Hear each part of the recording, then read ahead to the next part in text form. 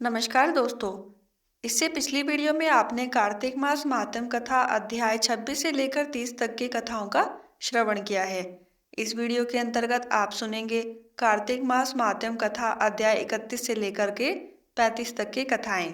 कार्तिक मास महात्म्य कथा अध्याय 31। भगवान श्री कृष्ण ने कहा, पूर्व काल में अवंतीपुरी जो कि उज्जैन में है, धनेश्वर नामक एक ब्राह्मण रहता था। वह रस, चमड़ा और कंबल आदि का व्यापार करता था। वह वैश्यगामी और मद्यपान आदि बुरे कर्मों में लिप्त रहता था। चूंकि वह रात दिन पाप में रत रहता था, इसलिए वह व्यापार करने नगर नगर घूमता था। एक दिन वह क्रय विक्रय के कार्य से घूमता हुआ महिष्मतीपुरी में जा पहुंचा, जो राजा महेश ने बसाई थी।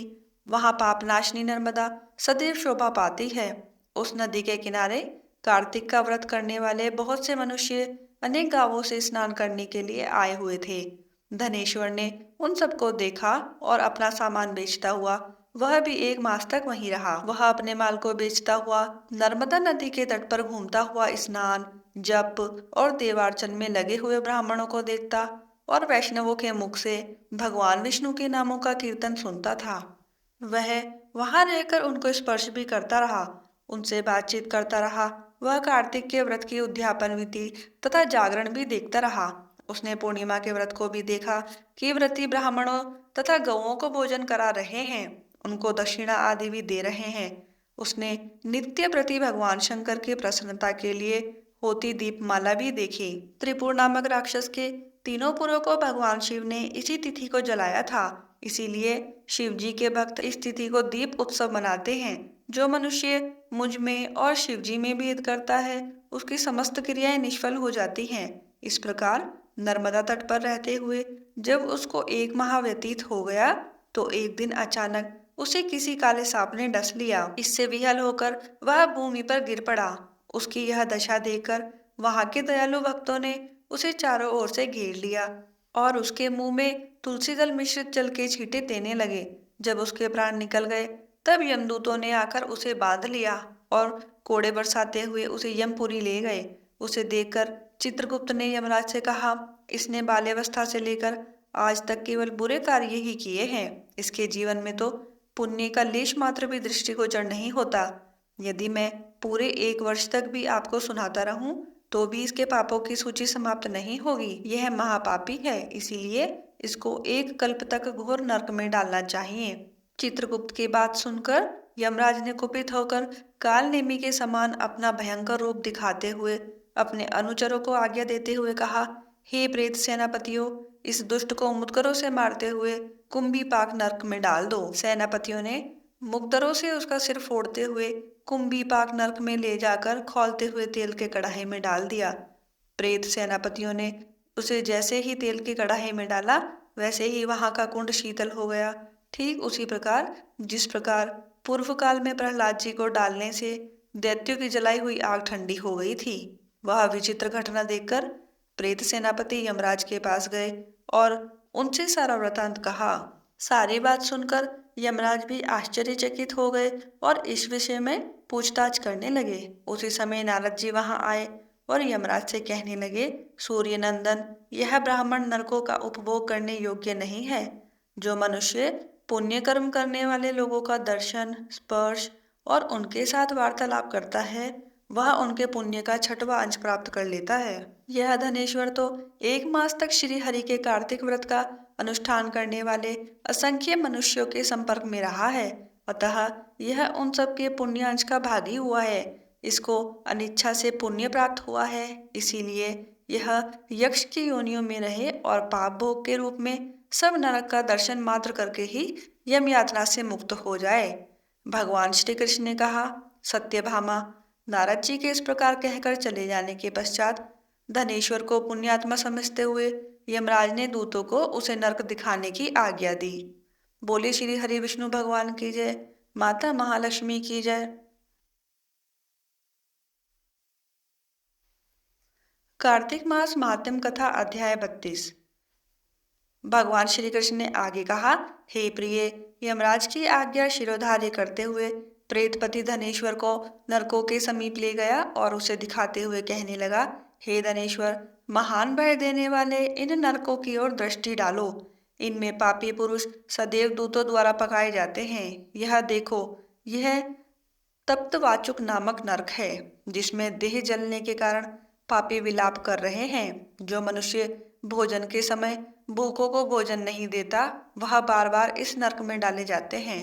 वह प्राणी जो गुरु, अग्नि, ब्राह्मण, गौ, वेद और राजा इनको लात मारता है, वह भयंकर नरक अतिशय पापों के करने पर मिलते हैं। आगे देखो, यह दूसरा नरक है जिसका नाम अंधता मिश्र है। इन पापियों को सुई की भांति मुख वाले तमोत नामक कीड़े काट रहे हैं। इन नरक में दूसरों का दिल दुखाने वाले पापी गिराए जाते हैं। यह तीसरा नरक है जिसका नाम क्रकय है। इस नरक में पापियों को आरे से चीरा जाता है। यह नरक भी असीम त्रवण आदि भेदों से 6 प्रकार का होता है। इसमें स्त्री तथा पुत्रों के वियोग कराने वाले मनुष्य को कढ़ाई में पकाया जाता है। 2 प्रियजनों को दूर करने वाले मनुष्य भी असीम मत्र नामक नरक में तलवार की धार से काटे जाते हैं और कुछ भेड़ियों के डर से भाग जाते हैं। अब अर्गल नाम का यह चौथा नरक देखो। इसमें पापी विभिन्न प्रकार से चिल्लाते हुए इधर उधर भाग रहे हैं। यह नरक भी वध आदि भेदों से 6 प्रकार का है। अब तुम यह 5वां नरक देखो, जिसका नाम कूटशालमली है। इसमें अंगारों की तरह कष्ट देने वाले बड़े बड़े कांटे लगे हैं। यह नरक भी यातना आदि भेदों से 6 प्रकार का है। इस नरक में पर स्त्री गमन करने वाला मनुष्य डाला जाता है। अब तुम यह 6ठा नरक देखो। उल्वण नामक नरक से सिर नीचे करके पापियों को लटकाया जाता है।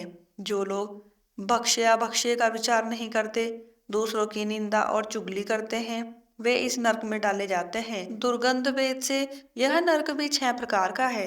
यह 7वां नरक है जिसका नाम कुंभीपाक है। यह अत्यंत भयंकर है और यह भी 6 प्रकार का है।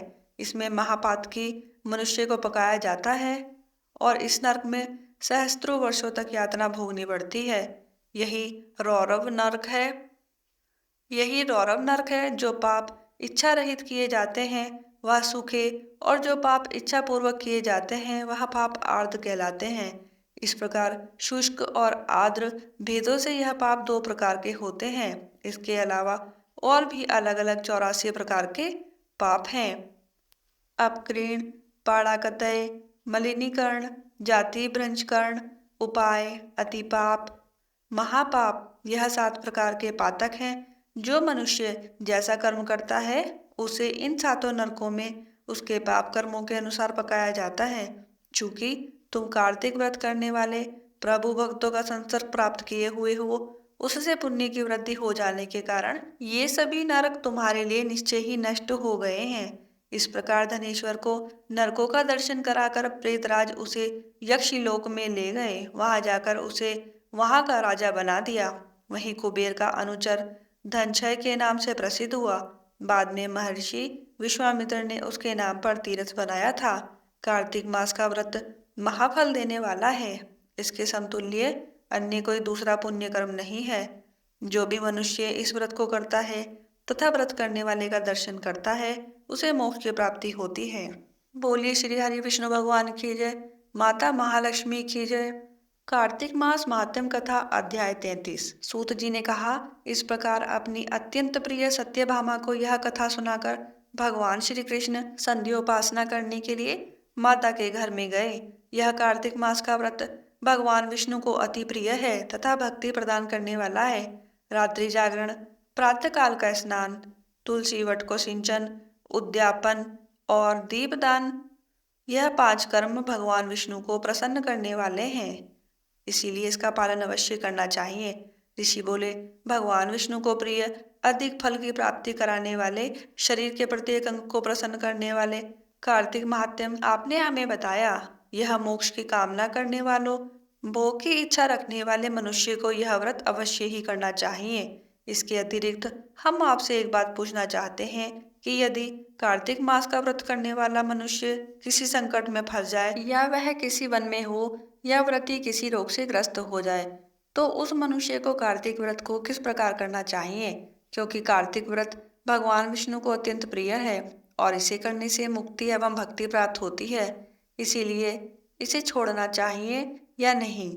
श्री सूत जी ने इसका उत्तर देते हुए कहा, यदि कार्तिक का व्रत करने वाला मनुष्य किसी संकट में फंस जाए तो वह हिम्मत करके भगवान शंकर या भगवान विष्णु के मंदिर में जो भी पास में हो जाकर उसमें जागरण करे। यदि व्रती घने वन में फंस जाए तो फिर पीपल के वृक्ष के नीचे या तुलसी के वन में जाकर जागरण करे। भगवान विष्णु की प्रतिमा के सामने बैठकर विष्णु जी का कीर्तन करे। ऐसा करने से सहस्त्रों गायों के दान के समान फल की प्राप्ति होती है। जो मनुष्य विष्णु जी के कीर्तन में बाजा बजाता है उसे वाजपेयी यज्ञ के समान फल की प्राप्ति होती है। और हरि कीर्तन में नृत्य करने वाले मनुष्य को सभी तीर्थों में स्नान करने का फल प्राप्त होता है। किसी संकट के समय या रोगी हो जाने पर और जल न मिल पाने की स्थिति में केवल भगवान विष्णु के नाम मात्र से ही मार्जन कर ले। यदि उद्यापन न कर सके तो व्रत की पूर्ति के लिए केवल ब्राह्मणों के प्रसन्न होने के कारण विष्णु जी प्रसन्न रहते हैं। यदि मनुष्य दीप दान करने में असमर्थ हो तो दूसरों के दीप की वायु आदि से भली भांति रक्षा करें। यदि तुलसी का पौधा समीप ना हो तो वैष्णव ब्राह्मणों की ही पूजा कर लें, क्योंकि भगवान विष्णु सदैव अपने भक्तों के समीप रहते हैं। इन सब के न होने पर कार्तिक का व्रत करने वाला मनुष्य ब्राह्मण, गऊ, पीपल और वट वृक्ष की श्रद्धा पूर्वक सेवा करे। शौनक आदि ऋषि बोले, आपने गऊ और ब्राह्मणों के समान पीपल और वट वृक्ष को बताया है और सभी वृक्षों में पीपल तथा वट वृक्ष को ही श्रेष्ठ कहा गया है, इसका कारण बताइए। सूत जी बोले, पीपल भगवान विष्णु का और वट वृक्ष भगवान शंकर का स्वरूप है। पलाश ब्रह्मा जी के अंश से उत्पन्न हुआ है। जो कार्तिक मास में उसके पत्तल में भोजन करता है वह भगवान विष्णु के लोक में जाता है। जो इन वृक्षों की पूजा, सेवा एवं दर्शन करते हैं उनके सभी पाप नष्ट हो जाते हैं। ऋषियों ने पूछा, हे प्रभु, हम लोगों के मन में एक शंका है कि ब्रह्मा, विष्णु और शंकर वृक्ष स्वरूप क्यों हुए? कृपया आप हमारी शंका का निवारण कीजिए। सूत जी बोले, प्राचीन काल में भगवान शिव तथा माता पार्वती विहार कर रहे थे। उस समय उनके विहार में विघ्न उपस्थित करने के लिए अग्निदेव ब्राह्मण का रूप धारण करके वहां पहुंचे।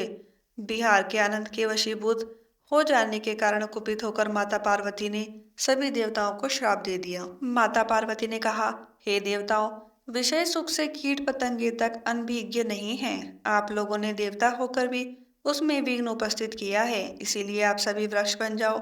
सूत जी बोले, इस प्रकार कुपित पार्वती जी के शाप के कारण समस्त देवता वृक्ष बन गए। यही कारण है कि भगवान विष्णु पीपल और शिव जी वट वृक्ष हो गए।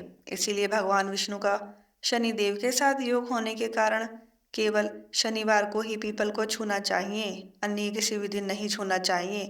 बोलिए श्री हरि विष्णु भगवान की जय। माता महालक्ष्मी की जय। कार्तिक मास महात्म कथा अध्याय 34। ऋषियों ने पूछा, हे सूत जी, पीपल के वृक्ष की पूजा शनिवार के अलावा सप्ताह के शेष दिनों में क्यों नहीं की जाती? सूत जी बोले, हे ऋषियों, समुद्र मंथन करने से देवताओं को जो रत्न प्राप्त हुए थे उनमें से देवताओं ने लक्ष्मी और कौस्तुमणि भगवान शिव को समर्पित कर दी थी।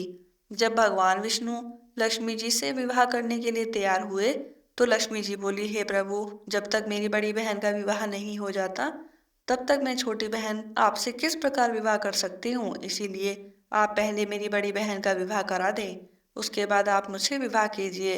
यही नियम है जो प्राचीन काल से चला आ रहा है। सूत जी ने कहा, लक्ष्मी जी के मुख से ऐसे वचन सुनकर भगवान विष्णु ने लक्ष्मी जी की बड़ी बहन का विवाह उद्दालक ऋषि के साथ संपन्न करा दिया।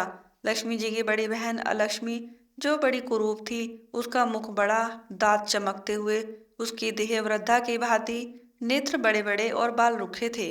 भगवान विष्णु द्वारा आग्रह किए जाने पर ऋषि उद्दालक उनसे विवाह करके उसे वेद मंत्रों की ध्वनि से गुजाते हुए अपने आश्रम ले आए। वेद ध्वनि से गुंजित हवन के पवित्र धुएं से सुगंधित उस ऋषि के सुंदर आश्रम को देखकर अलक्ष्मी को बहुत दुख हुआ। वह महर्षि उद्दालक से बोली, चूंकि इस आश्रम में वेद ध्वनि गूंज रही है, इसलिए यह स्थान मेरे रहने के योग्य नहीं है, इसीलिए आप मुझे यहाँ से कहीं और ले जाइए। उसकी बात सुनकर महर्षि उद्दालक बोले, तुम यहाँ क्यों नहीं रह सकती और तुम्हारे रहने योग्य अन्य कौन सा स्थान है वह भी मुझे बताओ। लक्ष्मी बोली, जिस घर पर वेद की ध्वनि होती हो, अतिथियों का आदर सत्कार होता हो, यज्ञ आदि होते हों ऐसे स्थान पर मैं नहीं रह सकती। जिस स्थान पर पति पत्नी आपस में प्रेम से रहते हैं, पितरों के निमित्त यज्ञ होता है, देवताओं की पूजा होती है, उस स्थान पर भी मैं नहीं रह सकती। जिस स्थान पर वेदों की ध्वनि ना हो, अतिथियों का आदर सत्कार ना होता हो, यज्ञ ना होते हो, पति पत्नी आपस में कलेश करते हो, पूज्य वृद्धों सत्पुरुषों तथा मित्रों का अनादर होता हो, जहाँ दुराचारी चोर पर स्त्रीगामी मनुष्य निवास करते हैं, जिस स्थान पर गायों की हत्या की जाती है, मद्यपान ब्रह्म हत्या आदि पाप होते हों, तो ऐसे स्थानों पर मैं प्रसन्नता पूर्वक निवास करती हूँ। सूत जी बोले। लक्ष्मी के मुख से इस प्रकार के वचन सुनकर उद्दालक का मन तो खिन्न हो गया। वह इस बात को सुनकर मौन हो गए। थोड़ी देर बाद वे बोले कि ठीक है, मैं तुम्हारे लिए ऐसा स्थान ढूंढ दूंगा। जब तक मैं तुम्हारे लिए ऐसा स्थान ना ढूंढ लूं, तब तक तुम इस पीपल के नीचे चुपचाप बैठी रहना। महर्षि उद्दालक उसे पीपल के वृक्ष के नीचे बैठाकर उसके रहने योग्य स्थान की खोज में निकल पड़े। परंतु जब बहुत समय तक प्रतीक्षा करने पर भी वे वापस नहीं लौटे, तो अलक्ष्मी विलाप करने लगी। जब बैकुंठ में बैठी लक्ष्मी जी ने अपनी बहन अलक्ष्मी का विलाप सुना, तो वे व्याकुल हो गई। वे दुखी होकर भगवान विष्णु से बोली, हे प्रभु, मेरी बड़ी बहन पति द्वारा त्यागे जाने पर अत्यंत दुखी है।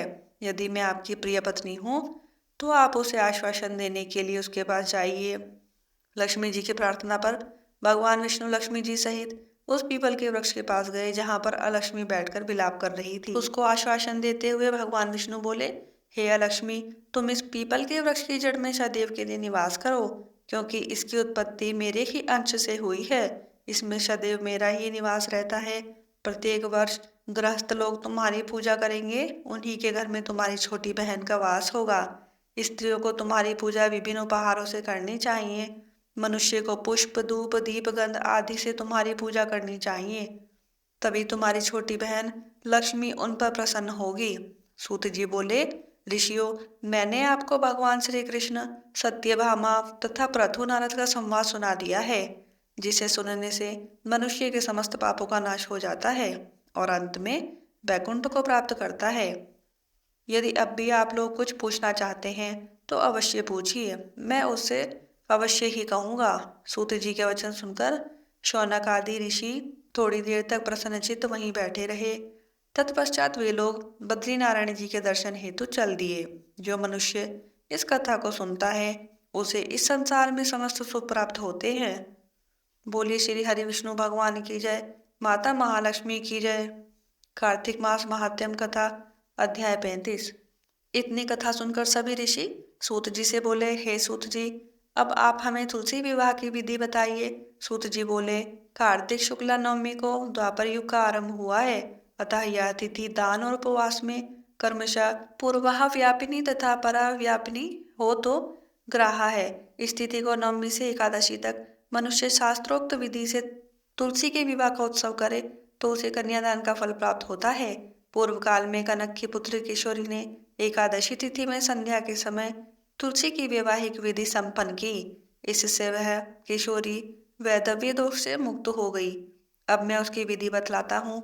1 तोला स्वर्ण की भगवान विष्णु की सुंदर प्रतिमा तैयार कराएं, अथवा अपनी शक्ति के अनुसार आधे या चौथाई तोले की ही प्रतिमा बनवा लें। फिर तुलसी और भगवान विष्णु की प्रतिमा में प्राण प्रतिष्ठा करके षोडश उपचार से पूजा करें। पहले देश काल का स्मरण करके गणेश पूजन करें, फिर पुण्य वाचन कराकर नांदी श्राद्ध करें। तत्पश्चात वेद मंत्रों के उच्चारण और बाजे आदि की ध्वनि के साथ भगवान विष्णु की प्रतिमा को तुलसी जी के निकट लाकर रखें। प्रतिमा को वस्त्रों से आच्छादित करना चाहिए। उस समय भगवान का आवाहन करें, भगवान केशव, आइए, मैं आपकी पूजा करूंगी, आपकी सेवा में तुलसी को समर्पित करूंगी, आप मेरे संपूर्ण मनोरथ को पूर्ण करें। इस प्रकार आवाहन के पश्चात 3 बार अर्घ्य पाद्य और विष्टर का उच्चारण करके इन्हें बारी बारी से भगवान को समर्पित करें।